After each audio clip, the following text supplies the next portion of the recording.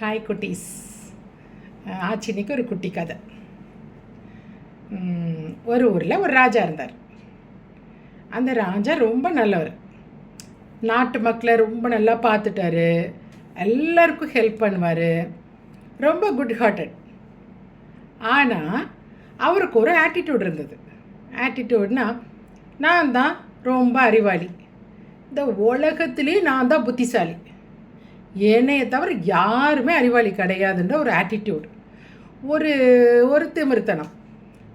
அதனால் யாரையுமே அவர் மதிக்க மாட்டார். சரியா? அதாவது தான் தான் அறிவாளின்னு நினச்சிக்கிட்டு இருக்கனால இது எல்லாரும் முட்டாளாக தெரியுது அவர் கண்ணுக்கு. ஒரு நாள் பக்கத்து நாட்டிலேருந்து ஒரு ராஜா வராரு. இவரை பார்க்குறதுக்கு வராரு. அந்த ராஜா வரவும் அவர் நல்லா வெல்கம் பண்ணி அவருக்கு நல்ல சாப்பாடெல்லாம் போட்டுட்டு உட்காந்து பேசிகிட்டு இருக்கிறாங்க.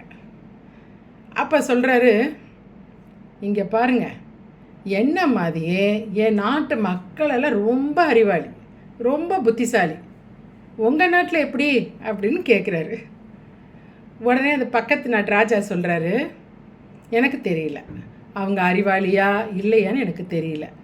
நீங்கள் வேணால் வாங்கலேன், எங்கள் நாட்டு மக்களை வேணால் சோதிச்சு பாருங்களேன், டெஸ்ட் பண்ணி பாருங்களேன்றார். சரி, ஓகே, நாளைக்கு உங்கள் நாட்டுக்கு வரேன்னு சொல்லிட்டு காலையில் 2 பேரும் ஆளுக்கு ஒரு ஹார்ஸ் எடுத்துகிட்டு டக் டக் டக் டக்குன்னு போகிறாங்க. பக்கத்து நாட்டுக்கு போகிறாங்க. அந்த பக்கத்து நாட்டு அந்த எல்லை வரவும், அந்த பார்ட்ரு வரவும், அந்த பக்கத்து நாட்டு ராஜா இறங்கிக்கிட்டார். கீழே இறங்கிட்டு, நீங்கள் போய் எங்கள் மக்களை டெஸ்ட் பண்ணி பாருங்கள் அப்படின்றார். உடனே ஓகே, நான் போய் பார்க்குறேன்னு அவங்க நாட்டுக்குள்ளே நுழையிறார். பார்த்தா வயலில் ஒரு குட்டி பையன் மாடு மேய்ச்சிட்ருக்கிறான். அவனுக்கு ஒரு 8 வயசு தான் இருக்கும். ஒரு குட்டி பையன் மாடு மேய்ச்சிட்ருக்கிறான். அவனை கூப்பிட்றாரு, டேய் தம்பி இங்கே வா அப்படின்றாரு. உடனே அந்த குட்டி பையன் கொடுக்குன்னு ஓடி வந்து, என்னங்கய்யா அப்படின்னு கேட்குறான். ஒளியிலேயே எது சிறந்த ஒளி அப்படின்னு கேட்குறாரு. சூரிய ஒளி தான் அப்படின்றான். ஓ, சூப்பர் சூப்பர் அப்படின்றார். இல்லைங்க, சூரிய ஒளி கிடையாது, அது தப்பு, அறிவு ஒளி தான் பெஸ்ட் அப்படின்னு சொல்கிறான். என்ன அறிவு ஒளி அப்படின்னு இந்த ராஜா கேட்குறாரு. காலையில் சூரியன் வந்துருச்சுன்னா நம்ம பார்க்குறோம்ல, நம்ம பார்க்குற கண் இருக்கிறவங்களுக்கு எல்லாம், பார்வை இருக்கிறவங்களுக்கு எல்லாம் அந்த சூரிய ஒளி வெளிச்சம் கொடுக்கும். ஆனால் கண்ணு தெரியாதவங்களுக்கு அறிவு ஒளி மட்டும்தான் அவங்களுக்கு ரொம்ப பயனுள்ளதாக இருக்கும். அந்த உணர்வு அப்போ தான் அவங்களுக்கு ரொம்ப ஹெல்ப்ஃபுல்லாக இருக்கும்ல.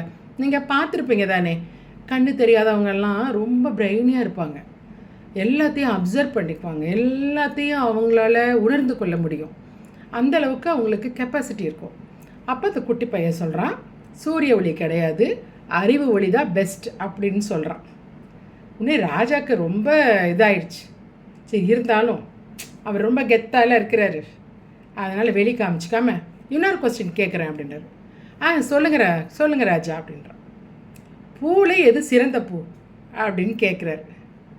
தாமரைப்பூ தான். ஓ, சூப்பர் சூப்பர் சூப்பர் அப்படின்றார்.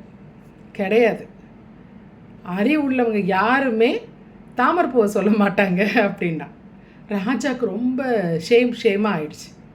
என்னப்பா சொல்கிற அப்படின்னா, எல்லாத்துக்கும் உயிரை விட மானம் ரொம்ப பெருசு, அதனால பருத்தி பூ தான் பெஸ்ட்டு, இருக்கிறதுலே சிறந்த பூ பருத்தி பூ அப்படின்றான். உடனே ராஜா அப்படியே ஒரு நிமிஷம் அப்படியே ஸ்ட்ரக்காகி நிற்கிறாரு. ஆமாம், மானம்னா இந்த ட்ரெஸ்ஸு போடணும்ல, ட்ரெஸ் இல்லாமல் யாராவது வெளியே போக முடியுமா? அதான் மானம்னு சொல்கிறாங்க. கண்டிப்பாக ட்ரெஸ் இல்லாமல் போனால் என்ன ஆகும், எல்லோரும் கல்லை விட்டு தான் அடிப்பாங்க. அதனால் ட்ரெஸ் எல்லாருக்கும் இம்பார்ட்டன்ட் தானே, அந்த குட்டி பையன் சொல்கிறான். ஏன்னா நம்ம போடுற ட்ரெஸ்ஸு பருத்தி நூல்லேருந்து வருது. அந்த பருத்தி செடியிலேருந்து இந்த பூ வருது பாருங்கள், இந்த பூவிலேருந்து தான் நமக்கு அது பருத்தி நூல் வருது. அப்போ இருக்கிறதுலே சிறந்த பூ எது? பருத்தி பூ அப்படின்னு சொல்கிறான். இவருக்கு ரொம்ப வெக்கமாயிடுச்சு, ஷேமாக ஆயிடுச்சு இந்த ராஜாக்கு. ஐயையோ, உலகத்திலே நம்ம தாண்டா அறிவாளின்னு நினச்சிட்டு இருந்தோம், இந்த ரொம்ப குட்டி பையன் இவ்வளோ பிரெயினியாக இருக்கானே, இவ்வளோ ஒரு பிரைட்டாக இருக்கிறானேன்னு சொல்லிட்டு ரொம்ப அவருக்கு வெக்கப்பட்டார். உடனே ராஜா நிற்கிறார். பக்கத்து நிற்கிறார். வேகமாக போனார். என்னை மன்னிச்சுக்கங்க, இத்தனை நாள் நான் தான் ரொம்ப அறிவாளி, நான் தான் ரொம்ப பிரெயினான ஆள், புத்திசாலின்னு நினச்சிக்கிட்டு இருந்தேன், ரொம்ப ஆட்டிடியூடாக இருந்துட்டேன், ரொம்ப தப்புன்னு இப்போ நான் ஃபீல் பண்ணுறேன், என்னை மன்னிச்சிக்கங்க அப்படின்றார். ராஜா ஓகேன்னு சிரிச்சுட்டு அவர் சந்தோஷமாக ஒரு நாட்டுக்கு போகிறார். ஏன்னா கற்றுக்க வேண்டியது நிறைய இருக்குது, கற்றுக்க வேண்டியது கடல் அளவு இருக்குதுன்னு சொல்லுவாங்க. அதனால் கொஞ்சம் தெரிஞ்சாலே எனக்கு தான் எல்லாம் தெரியும், எனக்கு எல்லாமே உலகமே தெரியும்னு சொல்லக்கூடாது. நம்ம நிறைய கற்றுக்கணும். நிறைய விஷயங்கள் இருக்குது, கற்றுக்க வேண்டிய விஷயம் நிறைய இருக்குது. அது நம்ம கற்றுக்கிட்டே இருக்கணும். அதுக்கு வந்து முடிவே கிடையாது. ஓகேவா? ஆச்சி நாளைக்கு இன்னொரு குட்டி கதை சொல்கிறேன். ஓகேவா?